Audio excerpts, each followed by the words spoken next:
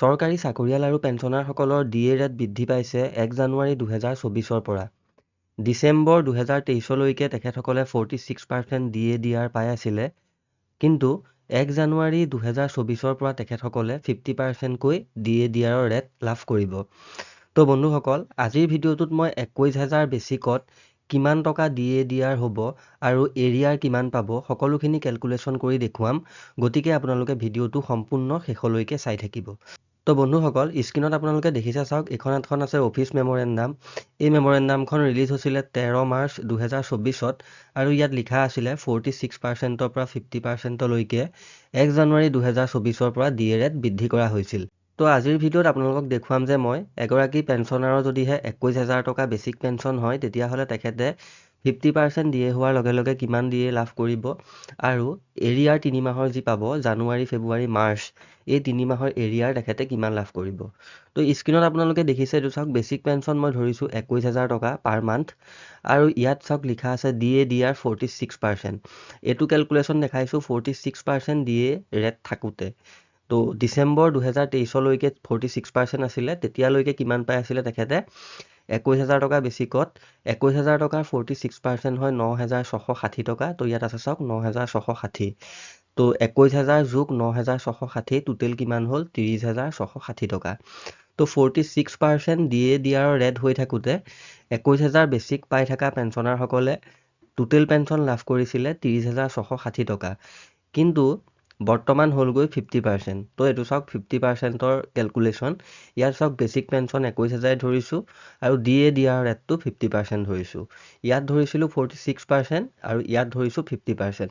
50% হোৱাৰ লগে লগে তেখেতে লাভ কৰিব ২১,০০০ টকাৰ 50% ১০,৫০০ টকা। তো এতিয়া কি হ'ব টোটেল পেঞ্চনটো ২১,০০০ যোগ ১০,৫০০, তো এতিয়া হ'লগৈ ৩১,৫০০ টকা। 50% ডিএ দিয়াৰ হোৱাৰ লগে লগে ২১,০০০ টকা যিসকল পেঞ্চনাৰে বেচিক পাই আছিলে, তেখেতসকলৰ টোটেল পেঞ্চন হ'বগৈ ৩১,৫০০ টকা। আগতে আছিলে ৩০,৬৬০ টকা, যেতিয়া 46% ডিএ আৰু দিয়াৰ ৰেট আছিলে। তো এতিয়া আপোনালোকক দেখাম, ইয়াত তলত দেখিছে পেঞ্চন ইনক্ৰিজ বুলি লিখা আছে। তো পেঞ্চন ইনক্ৰিজ ২১,০০০ টকা বেচিকত ৮৪০ টকাকৈ হ'ল। কেনেকৈ হ'ল? 46% ডিএ থাকোঁতে লাভ কৰি আছিলে ৩০,৬৬০ টকা আৰু 50 হোৱাৰ লগে লগে ৩১,৫০০ টকা হ'ল। তো ৩১,৫০০ৰ পৰা আমি বিয়োগ কৰিলোঁ ৩০,৬৬০ টকা। তো কিমান টকা পালোঁ? ৮৪০ টকা।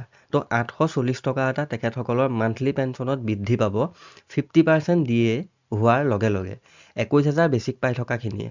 তো এতিয়া ৩ মাহৰ এৰিয়াৰ কিমান হ'বগৈ, কিয়নো ডিচেম্বৰ ২০২৩লৈকে আপোনালোকে 46%কৈ ডিএ দিয়াৰ পাই আছে আৰু তাৰপিছত ১ জানুৱাৰী ২০২৪ৰ পৰা আপোনালোকক ধৰা হ'ল 50% ডিএ দিয়াৰকৈ। তো এতিয়ালৈকে পেঞ্চনাৰসকলে কিন্তু 50%কৈ পোৱা নাই।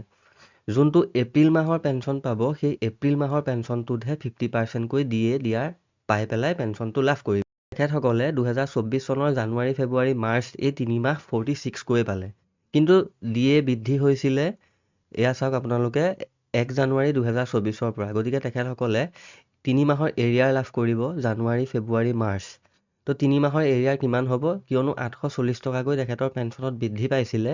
তো ইয়াত চাওক ৮৪০, ৮৪০, ৮৪০ আমি 3বাৰ লৈছোঁ ৩ মাহৰ এৰিয়াৰ। তাৰপিছত পালোগৈ কিমান, যোগ কৰাৰ লগে লগে ২,৫২০ টকা।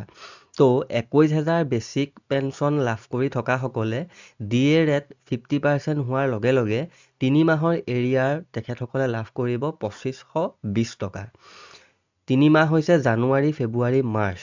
এপ্ৰিলৰ যোনটো পেঞ্চন তেখেতসকলৰ একাউণ্টত সোমাব, সেইটো 50% ডিএ কৈ পাব, গতিকে ৩ মাহৰ এৰিয়াৰ পাব, সেইকাৰণে ইয়াত ধৰা হৈছে ৩ মাহ।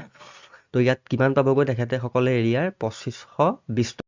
তো বন্ধুসকল, যদিহে আপোনালোককো আপোনালোকৰ বেচিক পেঞ্চনটোৰ ওপৰত কেলকুলেশ্যন কৰি দিব লাগে, কিমান টকা ডিএ লাভ কৰিব, কিমান এৰিয়াৰ পাব, তাৰ কাৰণে আপোনালোকে এই ভিডিঅ'টোৰ তলত এটা কমেণ্ট কৰিব আপোনালোকৰ বেচিক পেঞ্চনটো। সেই বেচিক পেঞ্চনটোৰ ওপৰতেই মই ভিডিঅ' বনাই পেলাই কেলকুলেশ্যন কৰি আপোনালোকক দি দিম। তো বন্ধুসকল, আশা কৰোঁ আপোনালোকে আজিৰ ভিডিঅ'টো চাই ভাল পালে। যদিহে ভাল পালে তেন্তে হ'লে এটা লাইক কৰিব আৰু এনেধৰণৰ ভিডিঅ' আগলৈ পাই থাকিবৰ কাৰণে চাই থাকিব স্মাৰ্ট অসম ইউটিউব চেনেল।